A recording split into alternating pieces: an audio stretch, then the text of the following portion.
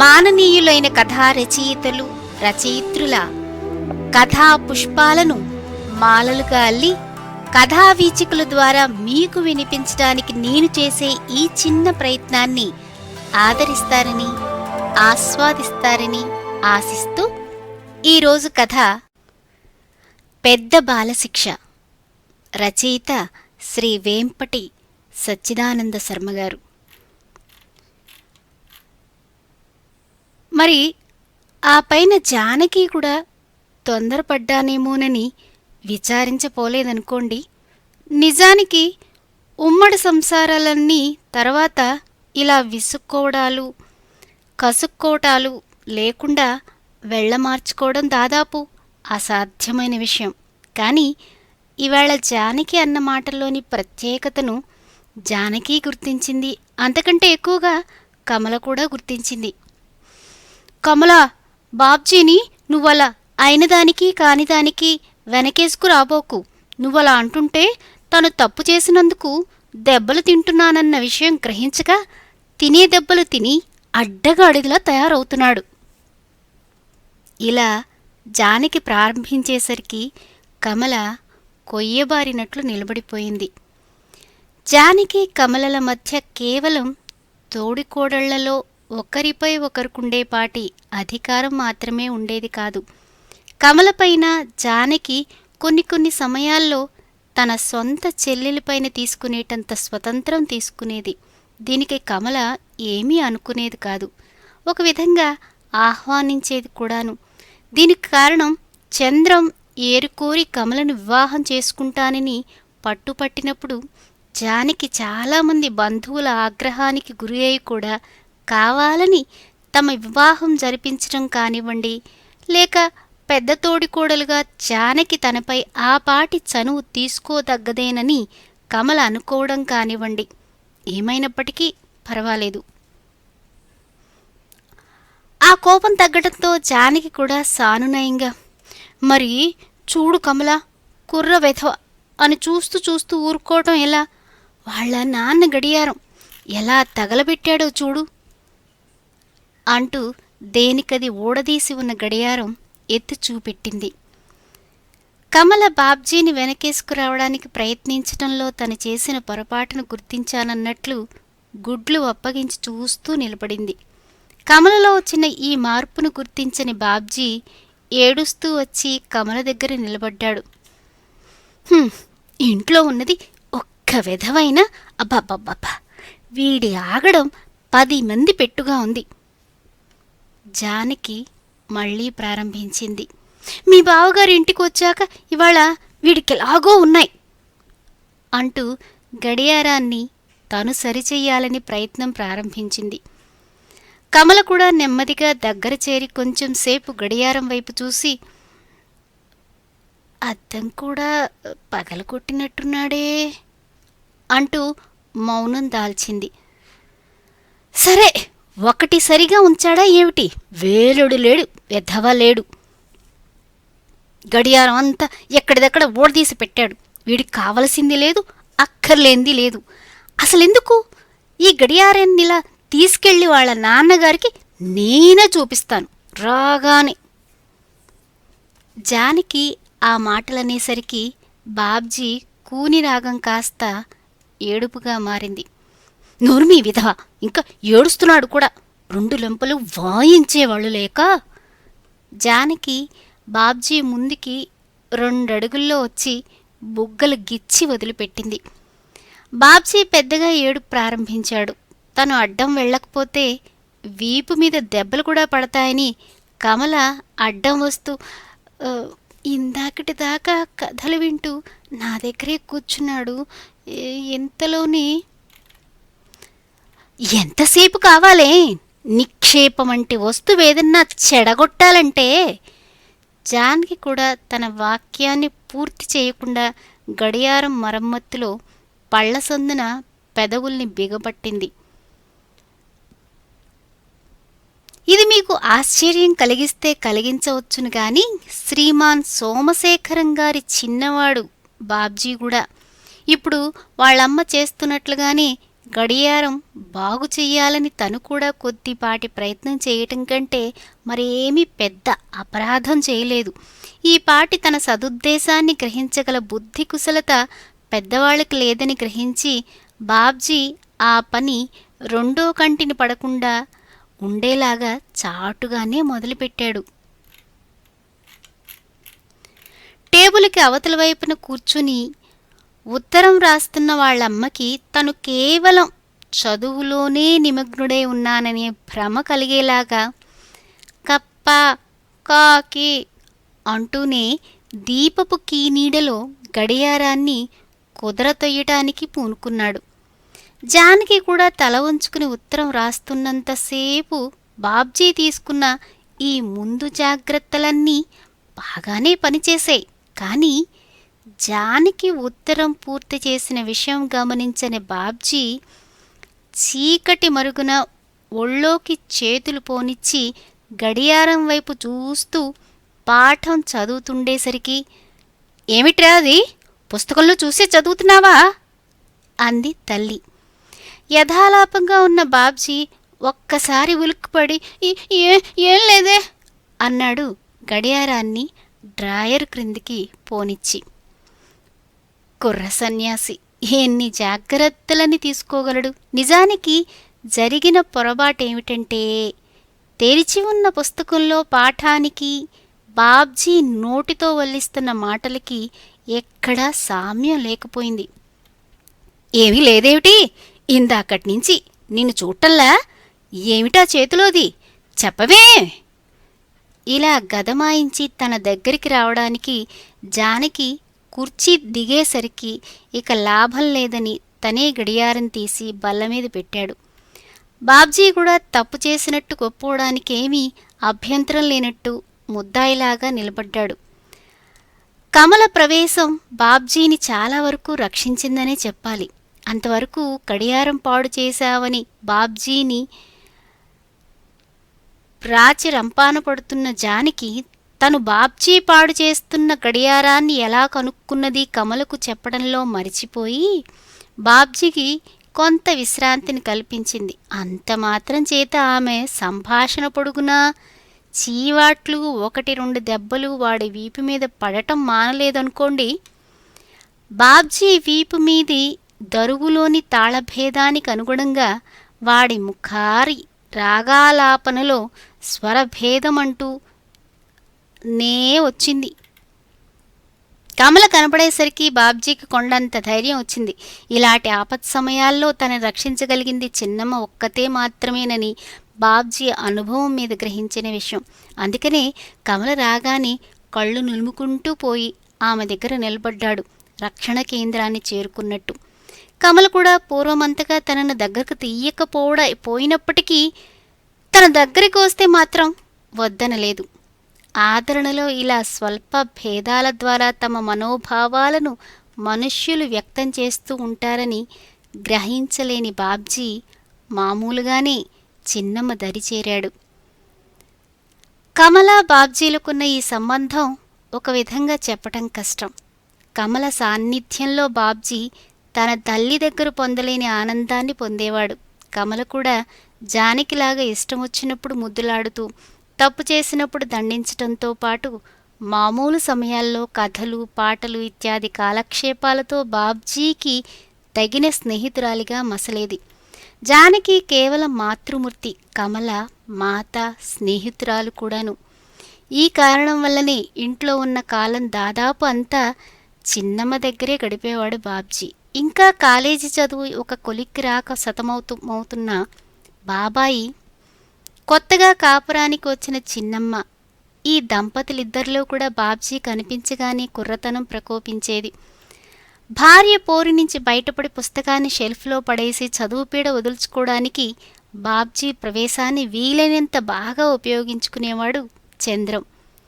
కమలకు ఈ విషయం తెలిసే ఊరుకునేదనుకోండి, తెలియక ఊరుకునేదనండి, ఏమైనా చంద్రం మాత్రం ఈ ఉపాయంతో భార్యను మభ్యపెట్టగలుగుతున్నాననుకునేవాడు. ఆదివారాల్లో అసలు ఇల్లు పట్టటమే అలవాటు లేని తన చేత పుస్తకం పట్టించి గది 4 గోడల మధ్య కూరుకుపోయేట్టు చేస్తున్న కమల ఆజ్ఞ అనుల్లంఘనీయం. ఇది కేవలం తన భార్యకు లొంగిపోవటం కాదని, అలా లొంగదీసుకున్నానన్న గర్వం తన భార్యకు లేదని చంద్రానికి తెలుసు. కాకపోతే ఇది మాత్రం అనుకునేవాడు. వయసుతో పాటు బుద్ధికుశలత ఇత్యాది విషయాలన్నిటిలోనూ తను చాలా పెద్దవాడన్న విషయం గుర్తించకుండా తన్ను కూడా బాబ్జీతో సమానంగానే చూస్తుందేమో అని.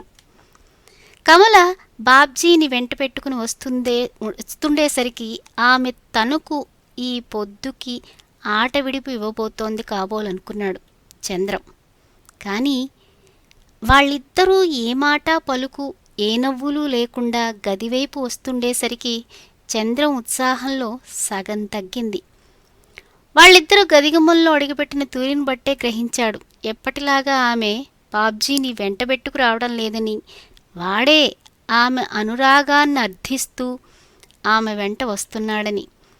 కానీ ఇవేమీ గ్రహించినట్టు, బాబ్జీ, ఇవాళ కథ నువ్వు చెప్తావా, నన్ను చెప్పమన్నావా అన్నాడు చంద్రం. బాబ్జీ సమాధానమేమీ చెప్పలేదు. మామూలుగా అయితే నేను చెప్తా బాబాయ్ అని ఉత్సాహంగా, అనగనగా ఒక రాజు, ఆ రాజు అని చెప్పబోతూ ఉండేవాడు. ఏ దేశపు రాజు? అడుగులోనే చంద్రం ప్రశ్న.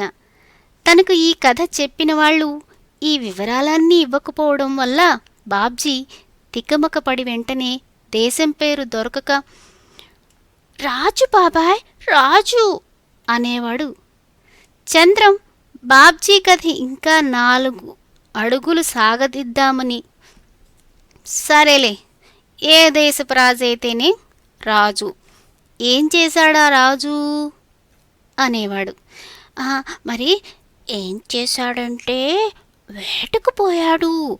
అలా కొంత దూరం పోయేసరికి ఇంతలో చంద్రం అడ్డం వచ్చి, ఒరే, అంత రాజాయే, ఒక్కడు ఎందుకు వెళ్ళుంటాడ్రా వేటకి, పోలెడద మంది భటులు తీసుకువెళ్ళుడుట్రా అనేవాడు. బాబ్జీ నిజమేనన్నట్టు, తీసుకెళ్ళాడు అనేవాడు. మరి ఆ విషయం కూడా చెప్పవే, అంతమంది సైన్యం వేటకు బయలుదేరాలంటే ముందు గుర్రాలు, ఏనుగులు అవన్నీ సిద్ధం చేసుకుని ఉండాలా లేదా? అంతకుముందు వాళ్ళంతా భోజనాలు అవి చేసి వాళ్ళు సిద్ధంగా ఉండాలా లేదా? వీళ్ళు భోజనాలు చెయ్యాలంటే వాళ్ళ ఆడవాళ్ళు అన్నాలు వండి ఉండాలా లేదా? మరి ఇవన్నీ చెప్పకుండా ఒక్కసారిగా రాజు వేటకు వెళ్ళాడంటే కూర్చున్న ఫలంగా ఎలా పెడతాడ్రా అనేవాడు చంద్రం. తన కథ ముందుకి నడవటానికి బదులు ఇలా దాన్ని క్రమంగా వెనక్కి నడుపుతుండేసరికి బాబాయిని చూస్తే బాబ్జీకి ఒళ్ళు మండుకొచ్చేది. చివరికి, నేను చెప్పను పో అనేవాడు. బాబ్జీకి కాస్త కోపం తగ్గిన తర్వాత, బాబ్జీ, నేను కథ చెప్తాను, వింటావా అని. పూర్వం ఒక బాటసారి మన ఊరు కాలువగంట వెంట నడుతూ వెడుతూ చాలా దూరం నుంచి నడిచి వస్తున్నాడాయే. రేవు దగ్గరున్న పెద్ద మర్రి చెట్టు కింద పడుకున్నాడు. చెట్టుపైన బోలెడన్ని పక్షులున్నాయి. వాడలా వాటి వంక చూస్తూ పడుకున్నాడు. ఒక పక్షి ఎగిరిపోయిందట. ఇంతలో మళ్ళీ ఒక కాకి వచ్చి వాలిందట చెట్టుపైన. మళ్ళీ ఒక పక్షి ఎగిరిపోయిందట. ఇలా అంతులేకుండా ఎగిరింది, వాలింది అంటూ బాబ్జీకి విసిగెత్తించేవాడు చంద్రం. ఇంతలో కమల అడ్డం వచ్చి సానునయంగా బాబ్జీకి రాజకుమారుళ్ళు, సప్త సముద్రాలు దాటటాలు, రాజకుమార్తెలు, దేవకన్యలు, మణులు, రత్నాలు ఇత్యాదులతో కూడిన చక్కని కథ చెప్పేది. కానీ ఇవాళ ఇలాంటి సంభాషణకేమీ ఆస్కారం లేకుండా, చూడండి, ఇక నుంచి బాబ్జీతో మీరు మాట్లాడకండి, చెడు సావాసం వల్ల మీరు కూడా చెడిపోతారు. ఇలా తను బాబ్జీ అన్ని విషయాల్లోనూ సరివుజ్జీలైనట్టు కమల మాట్లాడినా చంద్రం నవ్వలేకపోయాడు. ఏరా బాబ్జీ, ఒక్కసారిగా అంత చెడ్డవాడివలా అయ్యావురా అన్నాడు చంద్రం. అంత మంచివాడివెలా అయ్యావురా అన్నట్లు. మీ ఇద్దరిలో ఒకళ్ళ దగ్గర నుంచి తక్కువైన సద్గుణాలు మరొకళ్ళ దగ్గర నుంచి నేర్చుకుని ఉంటారు. మంచితనానికి మిమ్మల్ని మించిన వాళ్ళు ఎవరున్నారు గనక. చంద్రానికి మాత్రం ఇలాంటి ఎత్తుపొడుపు సంభాషణ చాలా హాయినిచ్చింది. ఇంత అదుపాజ్ఞల్లో పెరుగుతున్న మావి నుంచి గుణాలు కావని ఎవరనగలరు అన్నాడు వెంటనే. అయితే మీరు పుస్తకం ఎప్పుడు మూసేసింది నేను చూడలేదనుకున్నారా? ఎందుకు మూసేశారు చెప్పరే? ఆ పైన వివాహో విద్య నాసాయే అని అందరూ అంటున్నారని ఆ నిందనంతా నా మీద మోపడానికా? సర్వం నాసాయ అని కూడా అంటున్నారు అన్నాడు చంద్రం. సంతోషించదగ్గదే. మీ చదువుకి నేను అడ్డం రాకుండా ఉండటానికి నా శాశక్తిలా ప్రయత్నిస్తున్నాను. సరే, ఇహ రేపే మా పుట్టింటికి పోయి ఈ పరీక్షలు అయ్యేదాకా రాను. కమల ఈ మాటలన్నీ కొద్దిపాటి ఉపన్యాస ధోరణిలో అంది. చంద్రం మరింత తాపీగా, ఈ మాత్రంగానన్నా నా చదువును గురించి ఒత్తిడి చేసేవాళ్లు కాకపోవడం వల్లనే ఇప్పుడు నువ్వు అలా దెప్పి పొడిచినా ఊరుకోవలసిన అవస్థ కలిగిందని ఎప్పుడో తెలియజేసుకున్నాను అన్నాడు. కమల ఈ మాటలు వినకుండానే బాబ్జీతో, బాబ్జీ, నువ్వు కూడా విన్నావా? రేపు నేను ఊరు వెళ్ళిపోతున్నాను. మీ బాబాయి నువ్వు ఇక మీ ఇష్టమే ఇష్టం అనేసరికి బాబ్జీ వెళ్ళొద్దు చిన్నమ్మ అని ఏడవడం మొదలుపెట్టాడు. ఇక్కడ నేనుండి ఏం లాభం? నా మాట నువ్వు వింటున్నావు కనుక. ఇంకెప్పుడు తప్పు పని చెయ్యను చిన్నమ్మ, వెళ్ళొద్దు చిన్నమ్మ అని పదే పదే అంటూ ఏడవటం మొదలుపెట్టాడు. కమల ప్రసన్నత వహిస్తున్నట్టు, సరే, నువ్వు ఈ కాగితం పెన్సిలు తీసుకుని ఆ మూల కూర్చుని ఇంక నేనెన్నడూ అల్లరి పనులు చెయ్యను అని 100 సార్లు రాసి చూపించు అని భర్త వైపు ఒకసారి చూచి షెల్ఫ్ దగ్గరికి పోయి పుస్తకం తెచ్చి చంద్రం చేతికిచ్చింది చదువు ప్రారంభించమని. ఎంతవరకు ఈ శిక్ష అన్నాడు చంద్రం అమాయకంగా. మన వివాహం వల్ల మీ విద్య నాశనం కాలేదని మీరు నిరూపించగలిగే వరకు. బాబ్జీ, 100 సార్లు రాయడం పూర్తి అయ్యిందా? కమల ఈ 2 వాక్యాలు ఒక్క గుక్కలోనే అంది. కమలా! గదిగుమ్మం దగ్గర నుంచి జానకి పిలుపు హఠాత్తుగా వినపడేసరికి దంపతులిద్దరూ ఒక్కసారి చెకుతులయ్యారు. ఆమె తమ సంభాషణ విన్నదేమోనన్న అనుమానం, సిగ్గు ఇద్దరి ముఖాల్లోనూ ద్యోతకమవుతోంది. బాబ్జీని మాత్రం ఒక విధమైన భయం ఆవహించింది. గడియారాన్ని గురించిన ఆమె వార్తలు తన తల్లి చేరవేసుకొచ్చినదోననే దిగులు గుండెల్లో గడబడ చేయటం మొదలుపెట్టింది. కమల గది దుమ్మం దాటి బయటకు వచ్చింది. ఆమె ముఖంలో కొద్దిపాటి సిగ్గు తొణికిసలాడుతోంది. ఆశ్చర్యకరమైన విషయాన్ని చెప్పాలని వచ్చిన జానకి ఈ విషయాన్ని గమనించినట్లు నటిస్తూ, అసలు జరిగిన విషయమేమిటో విన్నావా? కుర్ర విధవ గడియారాన్ని చెడగొట్టాడే. ఇప్పుడిది మీ బావగారు చూస్తే ఎలాగ భగవంతుడా అని మనం సతమతమయ్యామా? అసలు మీ బావగారు వయసుపై పడుతున్న కొద్దికి చిన్నవారవుతున్నారు. ఆ గడియారాన్ని ఆ స్థితికి తీసుకొచ్చింది ఆయనేనట. అది ఆగిపోతే బాగు చేయలేకపోతామా అని విప్పతీసి ఏమీ చేయడానికి చేతకాక రేపు షాపులో బాగు చేయిద్దామని దాన్ని కోటు జేబులో పడేసి బయటికి వెళ్ళారట అంటూ అడ్డదిడ్డంగా ఉన్న విషయాన్నంతటినీ బయటపెట్టింది జానకి తొందరలో. గుడ్లు అప్పగించి అంతా వింది కమల.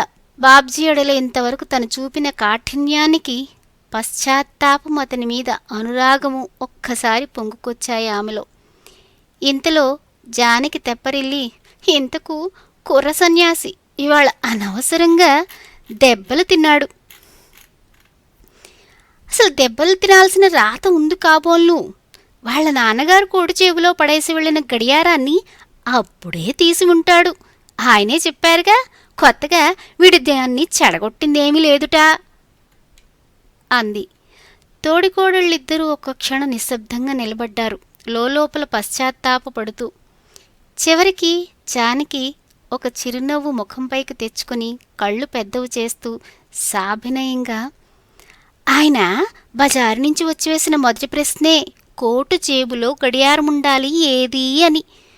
చివరికి దీని గురించి ఎంత రాద్ధాతం అవుతుందోనని నా గుండెల్లో రైళ్లు పరిగెత్తినాయంటే నమ్ము అని పెద్దగా ఒక చిరునవ్వు నవ్వి, ఇది ఇవాళ మీ బావగారు చేసిన ఘనకార్యం. కాకపోతే తీరు కూర్చుని గడియారం పాడు చేయడం ఏమిటి, మరి చిన్నవారవుతున్నారు అని సంభాషణ చాలించి వెళ్ళబోతూ మళ్ళీ ఆగి, బాబ్జీ ఇక్కడే ఉన్నట్టున్నాడే, ఒక్క మాట, వాడి ఎదుట ఇవన్నీ అనబోకు, ఆ మాత్రం భయం ఉండాలి వాడికి అంటూ చరచరా లోపలికి పోయింది. లోపలి నుంచి పిలుపు వచ్చేసరికి కమల అక్కగారి ఆజ్ఞకు బొద్దురాలవుతూ కూడా బాబ్జీకి తను చూపించదలుచుకున్న అనురాగాన్ని ఏమాత్రం తగ్గించుకోలేకపోయింది. చిన్నమ్మ తనని ఇంతవరకు కోపంగా ఎందుకు చూచిందో, ఇప్పుడు మళ్ళీ ఎందుకంత ఆప్యాయంగా దగ్గరకు తీసుకున్నదో అర్థం కాని బాబ్జీ తను చేసిన తప్పేమిటో సరిగ్గా అర్థం కాకపోయినా తనేదో తప్పు చేశానని, ఆ తప్పు చిన్నమ్మ క్షమించిందని ఒక గుడ్డి సమాధానం మాత్రం చెప్పుకొని సంతోషపడ్డాడు. ఆగండి, కథలో నుండి బయటికి వచ్చే ముందు ఒక్క చిన్న మాట. ఇంకా బోలెడన్ని కథలు వినాలంటే సభ్యత్వం తీసుకోండి, మర్చిపోరు కదూ.